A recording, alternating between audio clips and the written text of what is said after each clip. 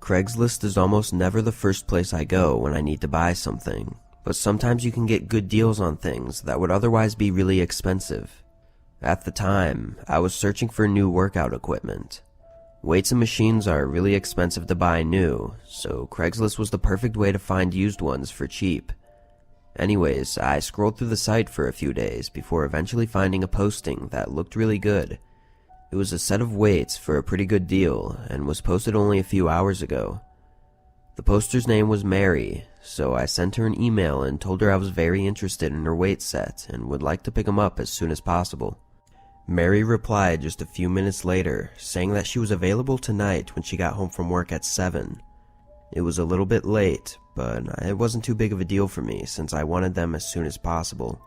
I agreed, and she responded with her address. Of course, I looked it up to see where it was and what the house looked like. It was 20 minutes away in a small neighborhood that I was actually familiar with, as one of my old friends used to live nearby. The house was regular sized and didn't have any real defining features other than the fact that it looked pretty old, but nothing looked too strange or gave me bad vibes, so that night I drove down there.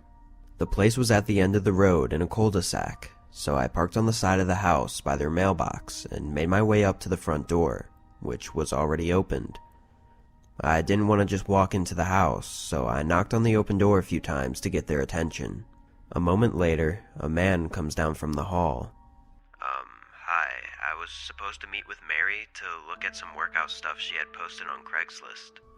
The man's face lit up, and he said to come on in. He told me that Mary would be down in a few minutes, as she was changing out of her work clothes. This definitely made me cautious, but he sounded genuine and believable, so I followed him into his living room where there was a set of weights on the ground. However, aside from the weights, there was nothing else in the room, no furniture or decorations at all. I think the man saw me looking around, as he quickly said that they were in the process of moving out and that's why they were trying to sell the weights. Still skeptical, I looked at them for a second, but immediately noticed that a few plates were missing. I asked him if this was everything, as I thought I saw more in the pictures. He smiled again, telling me that Mary might know where the other ones are, but then he just stood there looking at me. I got really uncomfortable and asked him if he could go check on Mary to let her know I was here. He waited for a moment and then he agreed and walked up the stairs. I was obviously beginning to worry that Mary might not even be a real person at this point, so I listened intently to make sure he was talking to someone. After a few seconds of silence, I went over to the bottom of the stairs and looked up towards the top. The man was standing there at the top, just staring at the wall, probably waiting up there to make it seem like he actually went to ask someone. I fell into a panic, knowing now that this was all a lie and I was likely in the middle of something horrible. I started to quickly walk towards the front door, trying not to alert the man, but as soon as I turned around, I heard heavy footsteps rushing down the stairs. He called out for me to wait as I ran straight out the front door and into my car. Strangely, as I drove away, the guy ran out the front door and around the side of the house. I pulled over after driving out of the neighborhood and called the police to let them know what happened, in hopes that they could figure out what was going on. I didn't really know what the man's plan was, but I was confident enough that he was up to something. The officers later came by my house and I gave them more information. They told me that the house I met him at had nobody living there for over a year, which made chills run through my body. Of course, though, I couldn't really give them much helpful information other than a description of what the man looked like. And other than that, all they had to go off of was the weights that he'd put in the empty house that may have fingerprints on them. It worries me that he might still be out there trying to lure people into abandoned homes. But I'm also glad that I was able to make it out of there before he did whatever it was that he planned on doing.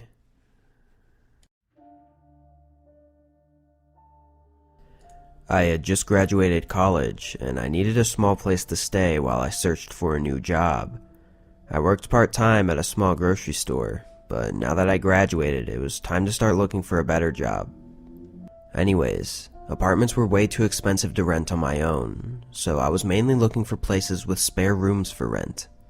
I knew it would be awkward for a while living in someone else's house, but I didn't have much of a choice, to be honest. My old roommate from college suggested looking on Craigslist, as most other sites at the time didn't let you post single rooms in a house, or maybe it was just really hard to find them. Either way, Craigslist seemed to have a ton of options to choose from, so I stuck with it. After a few days though, I started to get frustrated, as none of the people would reply to my requests, and the ones that did would just apologize and say it was already taken. But then on Saturday morning, a new room popped up. It was nearby, cheap, and looked pretty nice. In the description, a man named Tom was advertising it as a large house with a spare bedroom for rent that also had a separate bathroom and closet. This sounded perfect to me, so I emailed him about my interest and then went to work. I knew the listing had just been posted that morning, so I felt confident that I was the first one to contact him. On my lunch break, I checked my emails and Tom had replied, asking me to come and view it that afternoon. I knew I'd be tired after work, but I also really wanted this place, so I agreed and we set a time. After work, I drove straight there, which was only about 10 minutes. From the outside, the house looked really nice. It honestly just looked like a regular medium-sized neighborhood home. I parked on the side of the road and walked up to the door, then lightly knocked. After 30 seconds, I knocked again, a little bit harder this time. A minute later, I pulled my phone out to text Tom, but just before I sent it, he opened the door and invited me in. I immediately noticed he was sweating a lot, as if he had just finished a long workout, and he smelled awful. I didn't want to be rude or anything, so I just ignored it. He began walking me around the ground level floor, showing me the kitchen and the living room. He mentioned that he didn't use these rooms often, so I wouldn't have to worry about getting in his way. From the look of the rooms, though, it seemed as though he used them too often. Old dishes were piled up in the sink, and the couch had stains all over it. I really didn't like how dirty the whole place was, and it was strange that in the pictures it looked like the house was really clean. One thing I remembered specifically was that the living room had a brown leather couch in the picture, but the couch that was actually there was black. I figured Tom had probably used the pictures of the house from years ago before it sold. I was a bit annoyed at the dishonesty of it, but all that really mattered was my room, which was upstairs. Tom led the way to the stairs, then stopped when he reached the bottom of the steps and held his hand out in a gesturing manner as if he wanted me to head up first. I got a weird and uncomfortable feeling as I started up the stairs, as Tom didn't follow me. He stayed at the bottom and smiled, saying that my room would be the first one on the left.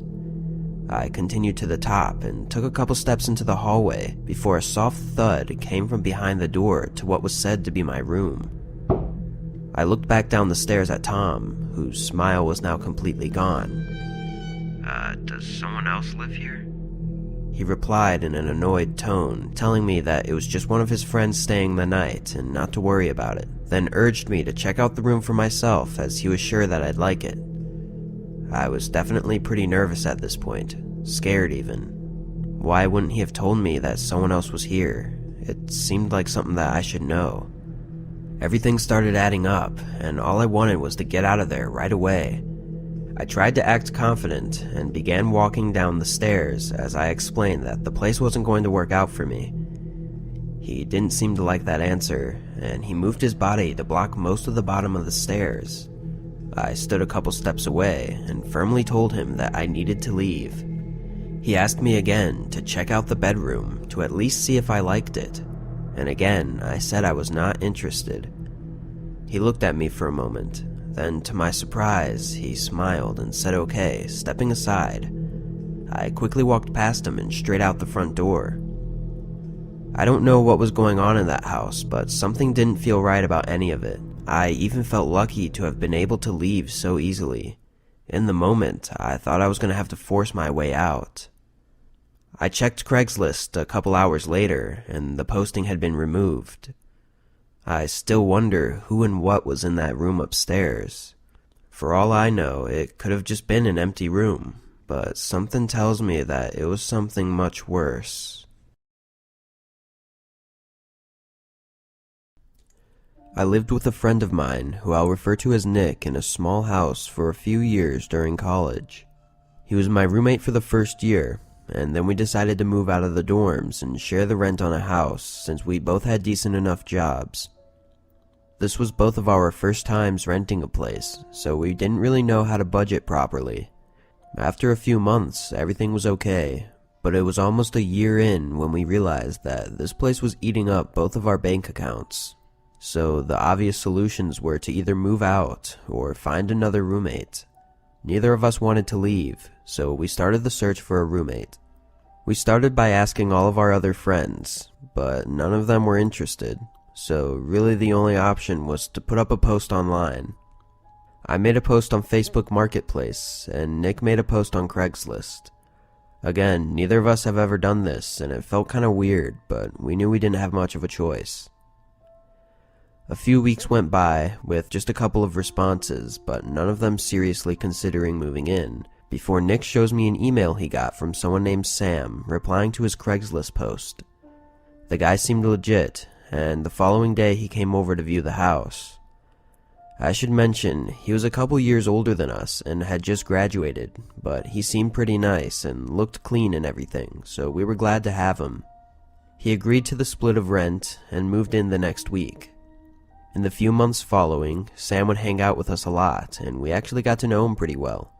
But then all of a sudden, he became very closed off for some reason. Nick and I would barely ever see the guy, and when we did, he wouldn't even talk. He would sit in his room for the most part, with his door shut, and would only come out to get food or to go to work. It didn't bother me necessarily, I just found it a little strange. Anyways, it was around month 4 with him being there that things started to take a turn for the worst. I had just gotten home from work, and immediately as I walked through the door, Nick calls my name quietly from the living room. What's going on? He mentions that Sam was home, so to not talk too loud. Then he tells me about a strong smell he noticed when passing his room today. I told him I hadn't noticed it. He points down the hall towards Sam's room and tells me to quietly walk past and see if I notice. So I got up and made my way quietly down the hall towards Sam's door. I didn't even have to get very close to smell what he was talking about. It was awful and really disgusting. I had no idea what it was and had definitely never smelled it in the house before. Nick suggested we ask him what it was, and I agreed. We both went to his door, trying not to breathe in too hard, and knocked. Then knocked again and again, calling out to him. He didn't answer. Nick said he was sure that Sam was in there, but after a couple more minutes we just gave up and figured we'd ask him tomorrow. It was already pretty late at this point, so we both made a quick dinner and then ate while watching TV in the living room, and then we both went to bed. The next day, I caught Sam on his way out of the house and asked him what the smell was last night. I was just taking out the trash. He quickly left and drove off. That answer didn't really make any sense to me, but I didn't want to press him too hard. I told Nick later that day, and he agreed that it was weird but didn't know what else to do, so we left it at that. Another couple weeks go by. Again, Sam barely talked to us, but the smell had gone away by now. I got home from work late one night, and Nick and Sam were both in their rooms, already asleep probably, so I pretty much went straight up to my room and fell asleep as well. But sometime in the middle of the night, I woke up hearing some movement below my room, which was where Sam's room was located downstairs. I listened for a couple minutes, trying to figure out what he was doing, but eventually I fell back asleep. The next morning, Sam ran out of the house to go to work as usual. However, he didn't return home that night. Another couple days would go by, and he still hadn't come home. I called him multiple times, and his phone instantly went to voicemail. We were actually starting to get worried and decided to check his room to see if there were any clues as to what was going on. His room was pretty messy, and actually kind of looked like a lot of his stuff had been packed up and taken out. I also found a pair of glasses in his drawer with some other random belongings, which was weird because Sam didn't wear glasses. He left some clothes and all of his furniture behind though, which made us believe that he didn't just move out suddenly. Nick ended up calling the police to notify them about Sam possibly being missing, and an officer arrived that night to investigate and ask us questions. We told him everything we knew and let him look at his room. Nick also gave him a picture that we had taken together back when Sam first moved in. After that, we didn't get an update until a week later. A different detective called us and informed us that the identity of the man in the photo with us was not Sam. They said a family member recognized them as their missing son who had been gone for almost a year. After that, the case got a lot more complicated, and we didn't have much helpful information because the guy pretty much lied about everything he told us. So after a little bit, we lost contact and stopped getting updates. As far as we were told, the man was just some regular guy that was living with his parents, who suddenly went missing for no known reason. He never came back to our house though, and I'm not sure if he was ever found. It's definitely the most interesting and creepy experience I've had though.